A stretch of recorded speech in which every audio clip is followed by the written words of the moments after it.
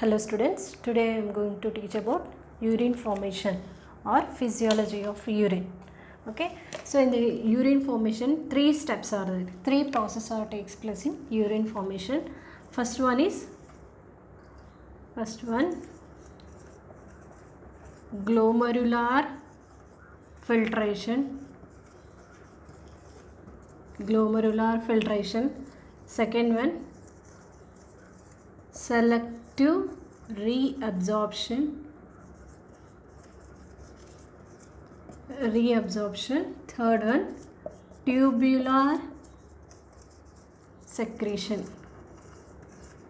So these three process or these three steps are takes place in the urine formation. So we will discuss about these three steps. So here first one is glomerular filtration, means filtration takes place in glomerulus. Filtration processes takes place. The blood is filtered in the glomerulus to separate the excretory products. So that process is called filtration. Next, selective reabsorption. Here in the fluid after filtration, whatever fluid is formed in that fluid, many essential components are present. So these essential components, they are all reabsorbed into the interstitial fluid. So that's why this second process is selective reabsorption. Third one is tubular secretion. So during this process, which process? The selective reabsorption process, what will happen during absorption? Many components are reabsorbed into the tissues. So here ionic imbalances takes place. So to overcome this, okay, the nephron tube, it secretes some secretions. Okay, so these three steps are involved in the formation of urine. So first of all, we discuss about glomerular filtration. Okay, so glomerular filtration takes place in the glomerulus. So here, for example, this is the Bowman's capsule. So this cup-like structure is present. So in this cup-like structure, this efferent arteriole, this one is efferent arteriole, enters into the inside. Next, it divides into many branches, many small capillaries. Okay, these all capillaries rejoin to form efferent arteriole and efferent arteriole. So during the glomerular filtration, what will happen here? The blood passes through the efferent arteriole. Efferent arteriole has a larger diameter compared to the efferent arteriole. Okay, which means efferent is a small okay, compared to the efferent. So whenever the blood flows through the glomerulus, so here the blood flows through this glomerulus. So whatever components are present, they are filtered into the Bowman's capsule. Okay, so this process is called glomerular filtration. So this filtration takes place in the glomerulus. That's why this filtration is called glomerular filtration. Next here, so in this glomerular filtration, mainly some pressures are involved in the filtration. These pressures are very, very important. So whenever the blood flows through the efferent, so here this is the blood flows through the efferent arteriole. So this blood has some pressure, some pressure, that is called hydrostatic pressure. Hydrostatic pressure of blood. So it is about normally 60 mmHg. Okay, it is about the pressure mainly. It is always maintain about 60 mmHg. Which one? Hydrostatic pressure of blood. Next, this is the main pressure. So this pressure is opposed by another pressure. So that one is colloidal osmotic pressure. Colloidal osmotic pressure. So this pressure, the colloidal osmotic pressure is provided by that albumin proteins. The proteins are present in blood. Albumin proteins are present in our blood. So these proteins provide the pressure. That pressure is called colloidal osmotic pressure. It is about 32 mm Hg. So normally it is about 32 mm Hg. Next one, the Bowman's capsule, the hydrostatic pressure of, next, hydrostatic pressure of Bowman's capsule. So here in Bowman's capsule the filtrate is formed. So this filtrate has also some pressure. So that pressure is called hydrostatic pressure of Bowman's capsule. It has 18 mm Hg. So normally it maintains 18 mm Hg. So here the main pressure is hydrostatic pressure of blood. So it is 60 mm Hg. So remaining these two, colloidal osmotic pressure and hydrostatic pressure of Bowman's capsule, these two together they works against to this hydrostatic pressure. So we can calculate the net pressure. Net pressure. How much is the net pressure? 60 minus this 32 plus 18. Okay. So finally 10 mm Hg.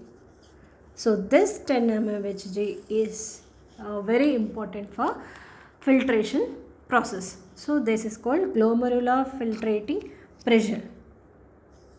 Glomerular filtration pressure, GFP, means glomerular filtration pressure is 10 mm Hg. So this 10 mm Hg is very essential for filtration process. So this pressure is help for the filtration process.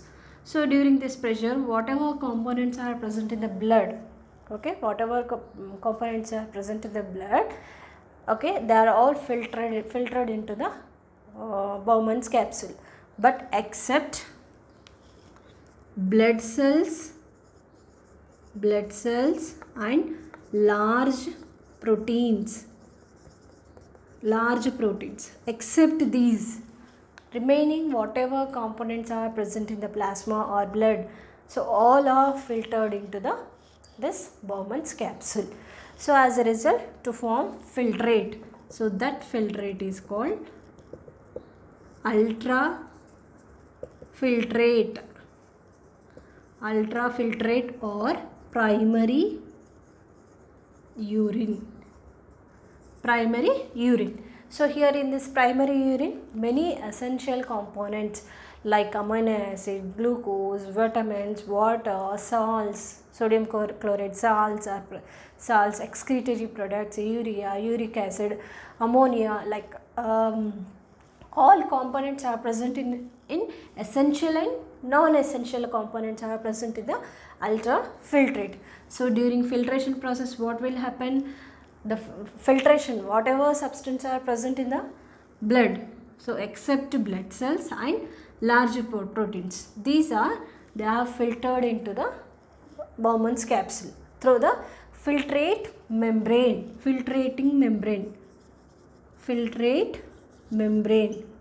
What is that filtrate membrane? Already we have discussed in the structure of nephron. First of all, the glomerulus, the cells of glomerulus, squamosal cells. Next, basement membrane is present. Okay. Next, the cells of which one? Bowman's capsule. These are podocytes. The cells of Bowman's capsule are called podocytes. This is podocytes. Okay, Bowman's capsule. The cells of Bowman's capsule. These are endothelium cells of glomerulus. The middle one, basement membrane. So these three together called filtration membrane. So here the glomerular, the endothelial cells. So in between the endothelial cells, some gaps are present. These gaps are called fenestrations. Next, at the same time, the podocytes also have the gaps. These are called filtration slits.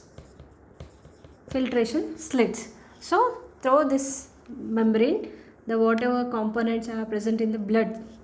Okay, so except these and large proteins, remaining all the food materials, amino acids, glucose, vitamins, okay, salts, all are they filtered into the Bowman's capsule.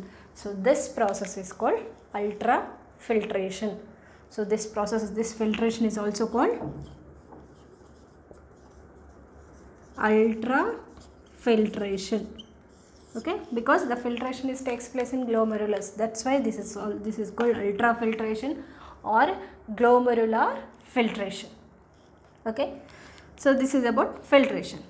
Next, normally per minute,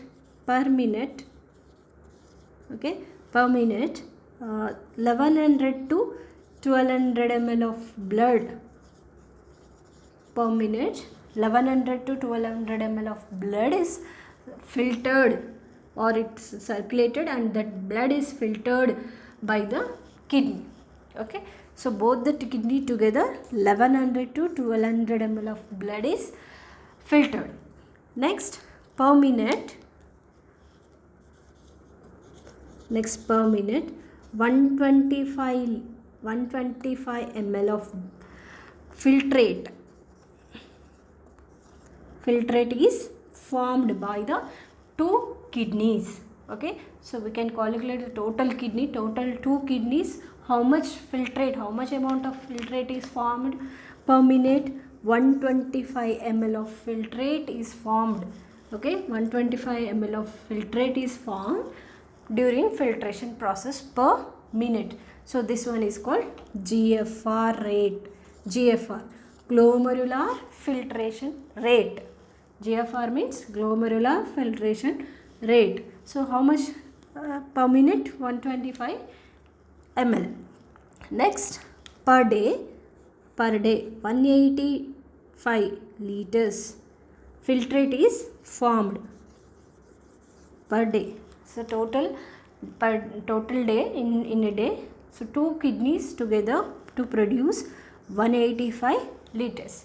But a normal healthy individual, how much amount of urine is excreted into the outside? Only 1 to 1.5 liters. 1 to 1.5 liter urine is excreted into the outside. So which means remaining 90% of